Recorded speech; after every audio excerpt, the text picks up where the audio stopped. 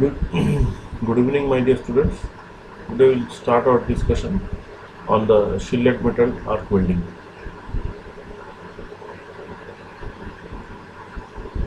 So, in this session, we'll learn about the shielded metal arc welding, list of the units used to describe the electric currents, and tell how they affect the SMA welding. SMA welding here it is shielded metal arc welding. A list of the three types of welding current used in the shielded metal welding. Describe how open circuit voltage affect the SMA welding, and describe the force that causes arc glow, and explain how it can be controlled, and explain how each type of welding power sources produces the welding current. So this we will discuss in this session. Now, shielded metal arc welding, as we know, it is a welding process that uses a flux covered metal electrode to carry an electric current. The current forms an arc across the gap between the end of the electrode and the arc. The electric arc creates sufficient heat and temperature to melt both the end of the electrode and the base metal being welded. Molten metal from the end of the electrode travel across the arc to the molten pool on the metal being welded. The metal from the electrode and the molten base metal are mixed together to form the weld. So if we see from the figure, it is the one part is electrode and another part is base metal, and in between the electrode and the base metal there is a electron flow of electron, which is and there is a spark that is created. Since there is a spark is created, so immense amount of heat is generated, which melts the base metal as well as which melts the electrode material. And by this way the joining takes place. Now here if you see the base metal, here base metal is welded, as well as there are droplets from the molten metal which is falling from the electrode to the weld pool, molten metal. Now this red zone, it is showing the weld metal. On top of that there is a production called as slag. Basically these slag are generated to protect the liquid molten metal from the surrounding atmosphere, to protect it from the oxidation. And this slag is created from the flux. Generally these electrodes are covered for shielded metal arc welding. The electrodes are covered by the flux.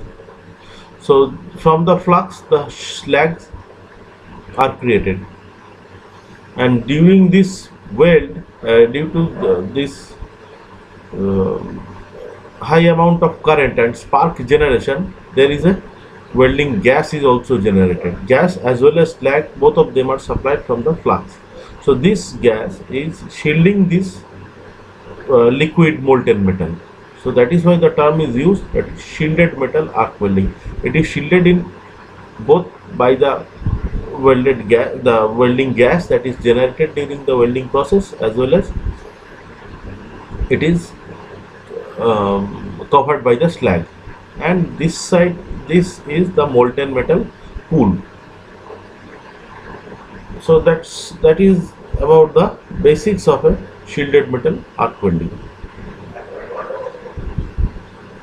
Now, shielded metal arc welding is the most widely used welding process for metal fabrication because of its low cost, flexibility, portability, versatility. The welding machines are very simple because it is a 110 volt step down transformer used that can be plugged into a normal electrical outlet. The electrodes are available from large number of manufacturers in the packages ranging from 1 pound to 50 pound. The joint designs, it is a very important part is joint design, that is the edge preparation in the area or where the welding takes place. This is important in fillet welding, butt welding, fillet welding, lap, T, outside corner joints, and all the area joint designs are very, very important, so that proper joint design can make a proper welding joint. Next is the types of metal. The most preferred or most favorable metal for joining of for the process of welding is low carbon steel or mild steel. Also, there are different metals like stainless steel, alloy steel, aluminum, cast iron. There also can be joined with this SMA process, SMA welding process. The metal thickness, metal as thin as 16 gauge and approximately 1 by 16 inch and up to the several feet thick can be shielded metal welded. Several, several feet thick is, maybe it is a slab welding, or maybe it is, we can say it is beam welding. With this beam welding, this shielded metal welding can be used. And the most important thing is position. All joint position, different welding position. There are different positions like downhand position, horizontal position, vertical position, overhead position. So this position in different, all these position shielded metal arc welding can be done. But this welding position, it is a very important and it is a very vast area. In down the lane, if I get some more time for discussion of this welding position, I will definitely discuss with you about the welding position, because this plays a very important and crucial role in performing the shielded metal or any other kind of welding. The welding current. Before starting the welding, we need to understand the physics of welding. The welding current is the term used to describe the electricity that jumps across the gap between the end of the electrode and the metal being welded. An electric current is flow of electron. The resistance to flow of electron produces heat. Greater the electrical resistance, the greater the heat and temperature that the arc will produce. Air has a high resistance to current flow, so there is a lot of heat and temperature produced by the SMA welding arc. Electrons flow from negative to positive.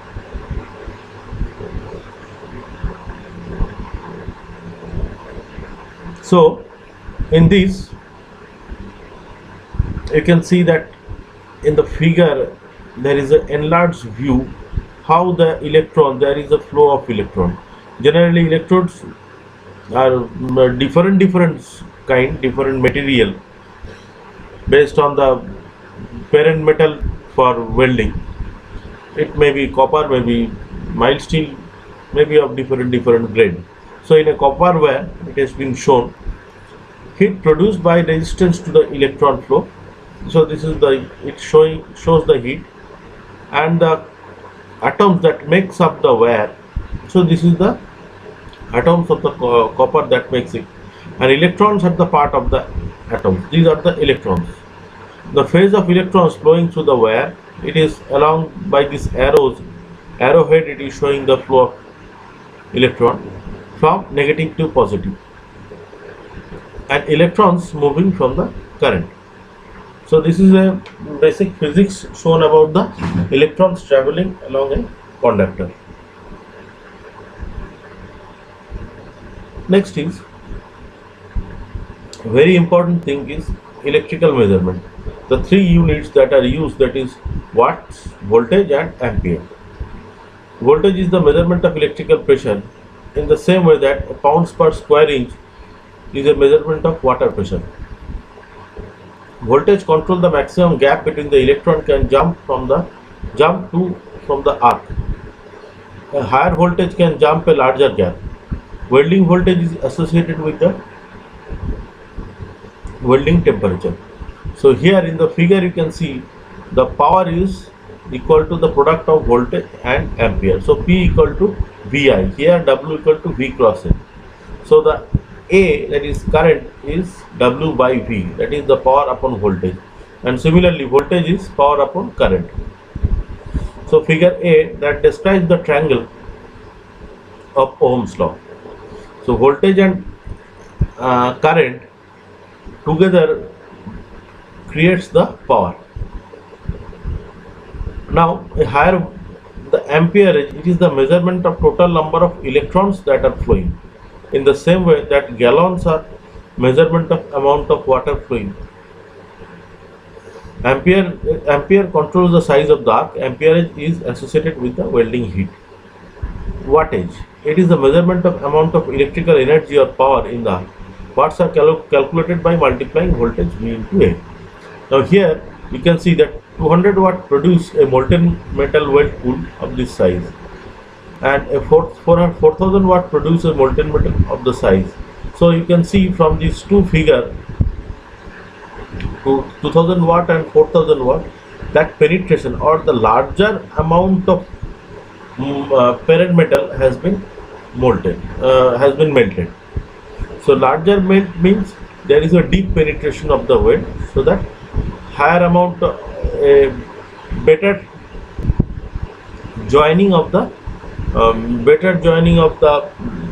two different material. If the molten metal is, if the penetration is more compared to this penetration in the first side. Now this watt, it is, since it is a product of voltage and amperage. So if voltage is reduced, so similarly amperage needs to be increased. In welding, arc welding, generally the voltages are kept low and the amperage they are kept high by a different step down transformer method. Now the welding arc temperature and heat. So the temperature of the welding arc, they are very high as around 5500 degrees centigrade, 5500 degree Fahrenheit to 36,000 degree Fahrenheit. But most of the welding arcs have effective temperatures around 11,000 degree Fahrenheit. The voltage and arc lengths are closely related.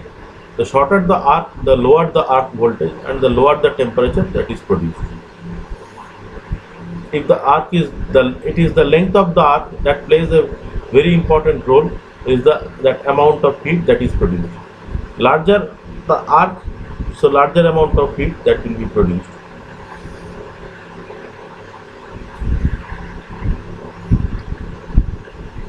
Also this larger amount of arc, as it created larger amount of heat, also it requires a arc voltage, also it requires a higher arc voltage. And shielded metal arc welding electrodes have chemical added to their coverings to stabilize the arc. These arc stabilizers from conductive ions that makes the arc more stable and reduce the arc resistance.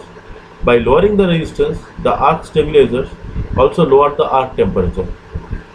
Other chemicals within the gaseous cloud around the arc may rise or lower the resistance. The amount of heat produced by the arc is determined by the amperage. The higher the temperature amperage setting, the higher will be the heat produced by the electric welding arc, and lower the amperage setting.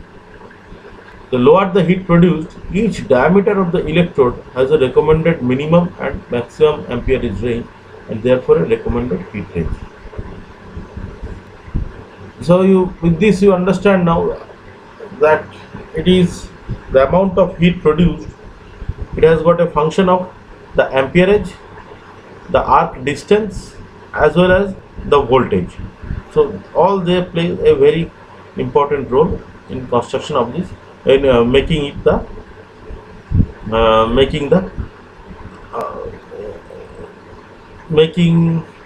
this heat produced in the welding process.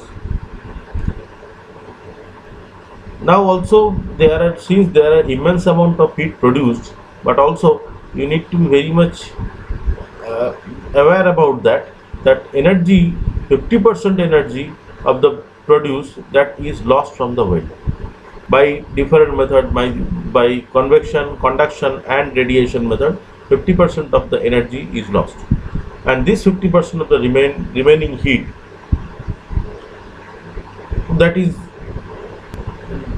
that plays a role for welding, for joining these two different or two dissimilar or similar parent metals.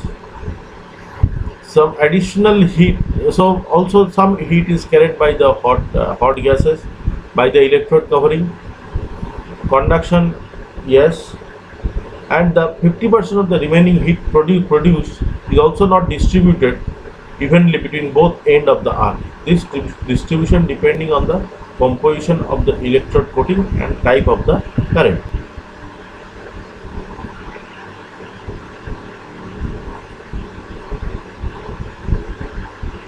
Now the three different types of currents used for welding are direct current electrode negative, direct current electrode positive, and alternating current, that is AC. Direct current electrode negative, that is called as DCEN. Here the electrode is negative, and you can see that there is, since it is DC, so it has a two polarity, negative polarity and positive polarity.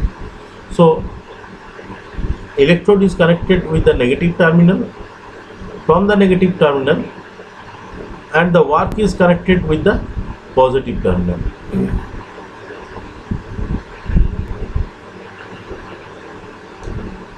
So here the heat is generated more in the work. 1/3 of the welding heat is on the electrode, and 2/3 of the heat is on the metal.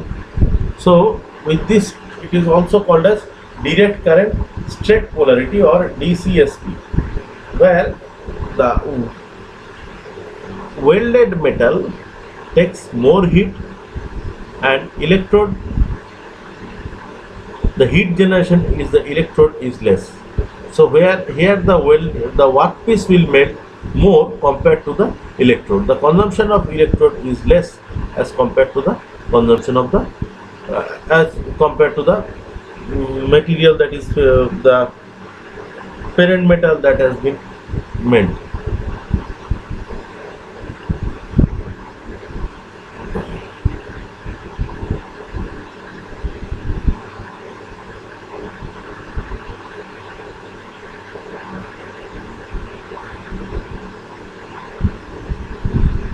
Here it is DCEP, direct current electrode positive. The electrode is positive and the work is negative. So here electrode is connected with the positive terminal. You see the figure, electrode with the positive terminal and work in the negative terminal. This is the welding machine. It is a DC machine, and here the 2/3 of the welding heat is on the electrode and 1/3 on the metal being welded. So the former term DCEP was DCRP, direct current reverse polarity. Here current, the best welding arc characteristics. So the more amount of heat is produced on the electrode as compared to the work done. So here the consumption of electrodes are more. The electrons are leaving the surface of the metal being welded and traveling across the arc of the electrode. So more consumption of the electrode as compared to the work.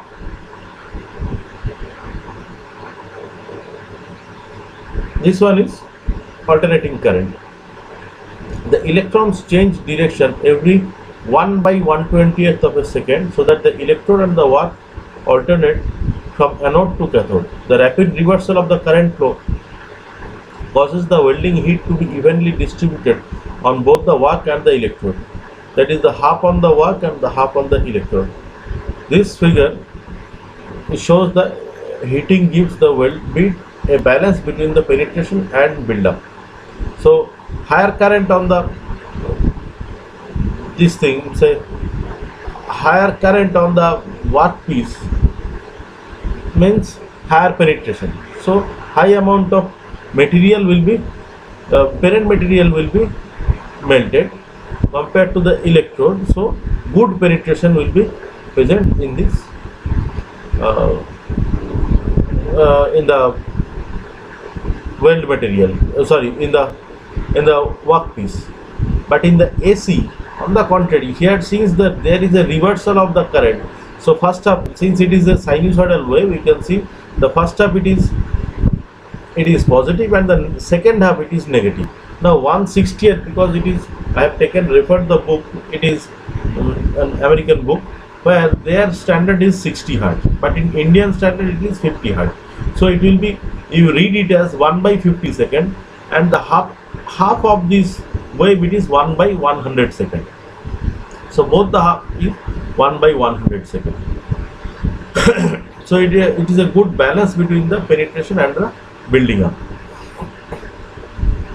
Building up is the weld metal deposit. But now here in this case, the reverse polarity, 2/3 of the welding heat on the electrode. So here more amount of electrode will be consumed. So more amount of electrode consumed means more amount of building up of material will be on the workpiece surface, on the weld surface. So something is building up. Building up is it's like a repair work. Repair work means more amount of repair work on the say some you want to do some repair of the welding. So in that repair of the welding, you can do the building up. But in a new state or new weld joint, no, new creation of weld joint, there we are more concentrate, we are more cautious about the weld penetration. So these are the two different parts. The reverse polarity is better for building up, and straight polarity is better for the good penetration of the welding. The amount of heat on the electrode and work are the factor in the weld build-up and penetration. However, the actual or effective heat input to the metal being welded is affected by the type of electrode being used. In some cases, the higher heat on the electrode causes it to produce a more forceful arc that digs into the base metal, resulting a deeper weld. So the electrode type can have so much to do with the weld shape and the weld penetration as the type of current selected. The welding power. Here the power, it is a graph is showing, it is a voltage versus amperage curve. Now there are two curves. One is constant current line for the SMAW, that is shielded metal arc welding, and GTAW, that is gas tungsten arc welding. And there is another curve is constant voltage line, which is for GMAW, that is gas metal arc welding, and the FCAW, that is flux cored arc welding. Shielded metal arc welding process requires a constant current arc voltage characteristics, which is illustrated in this figure in the graph, and gas tungsten arc welding also uses the same type of welding power, but GMAW and flux cored arc welding uses the constant voltage line. The welding machine's voltage output decreases as the current increases.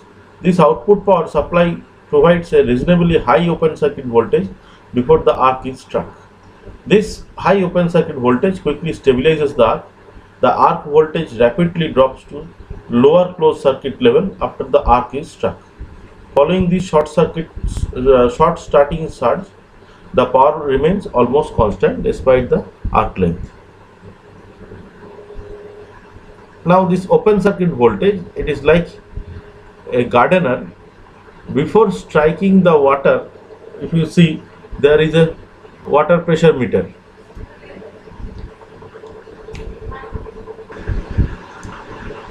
The